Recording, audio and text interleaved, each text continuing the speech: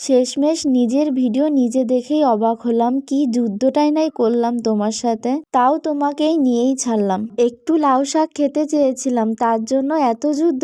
আগে জানলে বাপু লাউ শাকের কথা উচ্চারণই করতাম না। আসসালামু আলাইকুম, সবাই কেমন আছেন? নতুন একটি ভিডিওতে আপনাদের সবাইকে ওয়েলকাম। এখান থেকে 2-3 দিন আগে আমি ভিডিওতে বলছিলাম আম্মুদের ছাদের উপরে দাঁড়ালেই এই লাউ শাকের দিকেই আমার চোখ যায়, লাউ শাক দেখলে মাথা নষ্ট হয়ে যায়। আমি যে শাক খেতে পছন্দ করি এটা আমার বাপের বাড়ির আশেপাশের সব লোকেরাই জানে। আন্টি আমাকে 2-3 দিন ধরে বলছিল যেদিন খেতে চাই সেদিন যেন আমি কেটে নিয়ে যাই। এত উপরে গাছ লাগানো হয়েছে যে আমি তো কখনোই পারতে পারবো না। ভিডিও দেখলেই বুঝতে পারবেন যে সত্যি অনেক যুদ্ধ করার পরে একেবারে আগার থেকে অল্প একটু করে ডুগা কাটা হয়েছে। আর ওর সাথে যুদ্ধ না করলেই নয়, যেহেতু অনেক উপরে তাই সম্ভব হচ্ছে না পারা।